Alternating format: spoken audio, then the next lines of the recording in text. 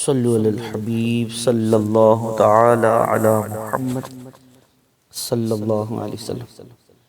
آج ہم یہ جنازے کو جو کندھا دینے کا ثواب ہے یا جنازے کو کندھا دینے کا طریقہ ہے یا اس کے کچھ مدنی پھول اور ویسے تلقین تک انشاءاللہ میرے دل ہے ہم تلقین اس کے بعد جو ہے دعائیں وغیرہ جو پڑھی جاتی اور اللہ آپ کا بھلا کرے، قبر پر مٹی ڈالنے کا جو طریقہ کار ہے اللہ آپ کا بھلا کرے، یہ ساری چیزیں بیان کرنے کا میرا دل ہے۔ ہم اس حال ثواب تک جانے کی کوشش کریں گے، توجہ رہے گی تو انشاءاللہ عز و جل اس سے فائدہ ہوگا۔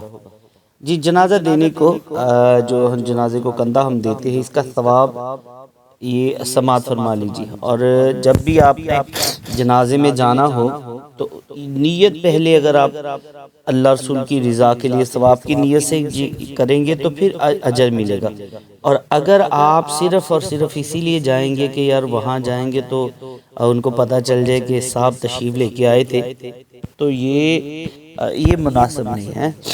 آپ نے جہاں بھی جانا ہے جنازے کو کندھا دینا ہے تو اس میں نیت یہی ہو کہ میں اللہ رسول کی رضا کے لیے، میں ثواب کی نیت سے جا رہا ہوں۔ اگر کوئی مجھے دیکھے گا تو ٹھیک ہے، نہیں دیکھے گا تو میرا رب تو دیکھ رہا ہے۔ یاد رکھیے، آپ نے نیکی کی، آپ پریشانی ختم کر دیجئے۔ آپ کی نیکی اپنے رب کی بارگاہ میں قبول ہو گئی نا تو وہ پوری دنیا کو بھی دکھانا چاہے تو وہ دکھا دے گا، وہ چھپی نہیں رہے گی۔ اس پریشانی کو دور کر دیجئے۔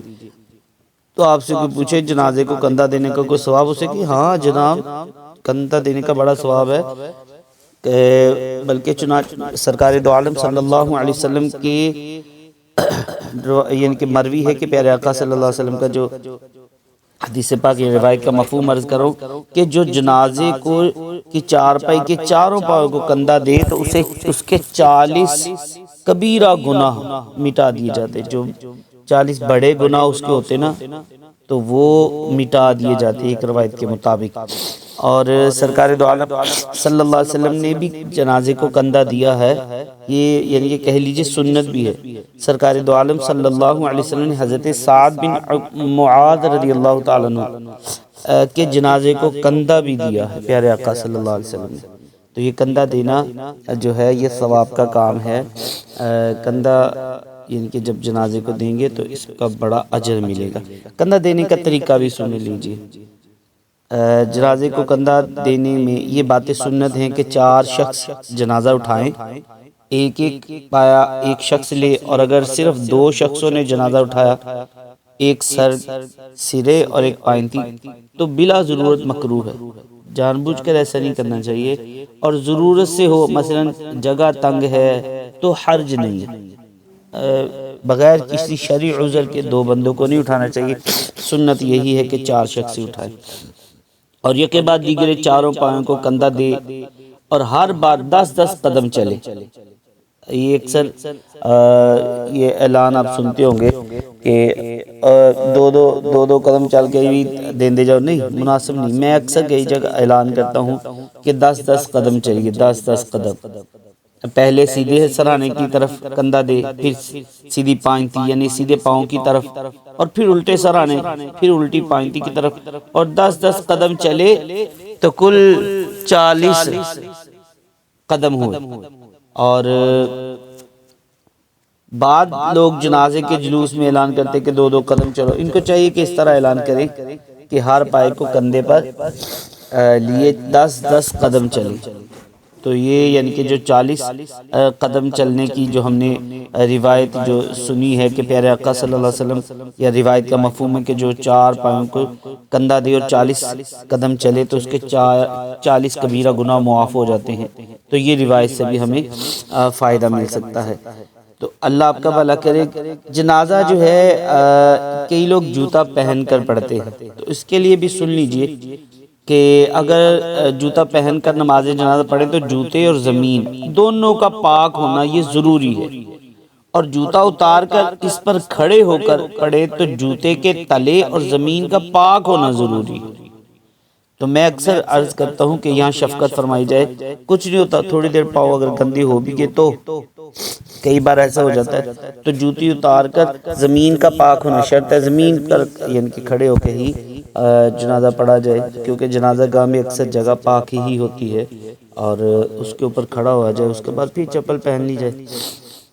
اور سردیوں میں اکثر یہ جرابوں کی پرابلم ہوتی ہے، تو اس کے لیے میں نے جو مسئلہ عرض کر دیا کہ اگر جوتا پہن کر نماز جنازہ پڑھیں گے تو جوتے اور زمین دونوں کا پاک ہونا ضروری ہے، اور جوتا اتار کر اس پر کھڑے ہو کر پڑھے تو جوتے کے تلے اور زمین کا پاک ہونا ضروری ہے۔ تو یہ ذہن نشین کر لیجئے گا، ورنہ اگر جوتے کا تلا جو ہے یہ ناپاک ہوا تو زمین تو نماز جنازہ جو ہے یہ درست نہیں ہوگی، کیونکہ پاکی شرط ہے نماز جنازہ میں بھی۔ نماز جنازہ میں 3 صفے ہوں تو بہتر ہے، کیونکہ فرمان مصطفیٰ صلی اللہ علیہ وآلہ وسلم جس کی نماز جنازہ 3 صفوں نے پڑھی بے شک اس کے لیے جنت واجب ہو گئی۔ اللہ اکبر۔ اور نماز جنازہ میں پچھلی صف تمام صفوں سے افضل ہوتی ہے نا، ویسے تو اللہ آپ کا بھلا کرے عام جو فرض عین نماز ہوتی ہے اس میں پہلی صف کی فضیلت ہوتی، اور لیکن جو نماز جنازہ کی صف ہے اس میں آخری صف جو ہوتی ہے تو اس میں جو ہے زیادہ ثواب ہوتا ہے۔ تو اگر ہو سکے تو بالغ کی نماز جنازہ سے پہلے یہ اعلان کر دیے جائے، یہ کروا دیا کرے، اکثر ہوتا بھی کہ مرحوم کے عزیز اور احباب توجہ فرمائیں، اگر آپ کو موقع مل جائے تو آپ کہیے، ورنہ یہ ان کے رائج کرنا چاہیے کہ مرحوم نے اگر زندگی میں کبھی آپ کی دل آزاری یا حق تلفی کی ہو تو ان کو معاف کر دیجئے، انشاءاللہ عز و جل مرحوم کا بھی بھلا ہوگا اور آپ کو بھی ثواب ملے گا۔ اگر کوئی لین دین کا معاملہ ہو تو مرحوم کے وارثوں سے رابطہ کیجئے۔ نماز جنازہ کی نیت اور اس کا طریقہ بھی سن کر لیجئے۔ میں نیت کرتا ہوں اس جنازہ کی نماز کی اور واسطے اللہ عز و جل کے دعا اس میت کے لیے، پیچھے اس امام کے۔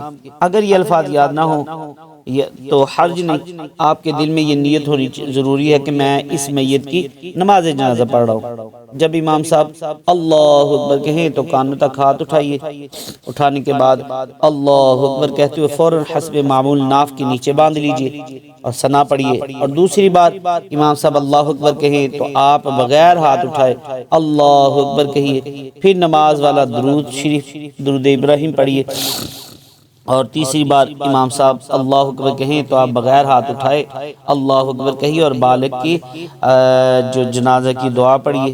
اگر نابالغ یا بالغہ ہے نابالغ ہے تو اس کے لیے دعا پڑھنے کا اعلان یعنی کہ کر دیجئے پہلے ہی کہ بچی نابالغ تھی یا بچہ نابالغ تھا تو اس کی ہم جنازہ پڑھیں گے۔ جب چوتھی تکبیر چوتھی بار امام صاحب اللہ اکبر کہیں تو آپ اللہ اکبر کہہ کر دونوں ہاتھوں کو کھول کر لٹکا دیجئے اور امام صاحب کے ساتھ قاعدے کے مطابق سلام پھیر دیجئے۔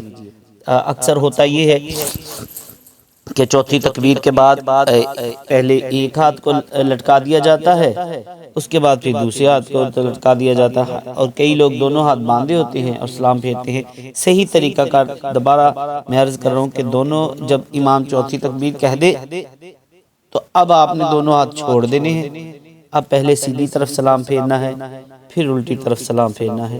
تو اس طرح یہ نماز جنازہ کا جو سلسلہ ہے یہ آپ کا مکمل ہو جائے گا انشاءاللہ عز و جل۔ اللہ نے چاہا، اللہ نے توفیق دی تو نیکسٹ ٹائم ہم انشاءاللہ یہ جو تدفین ہم کرتے ہیں تو اس کے بارے میں انشاءاللہ عز و جل سننے سنانے کی کوشش کریں گے۔ اللہ پاک میرا سنانا آپ کا سننا اپنی بارگاہ میں قبول فرمائے، اس کی برکتوں سے ہم سب کو مالا مال فرمائے، آمین بجاہ النبی الامین صلی اللہ علیہ وآلہ وسلم۔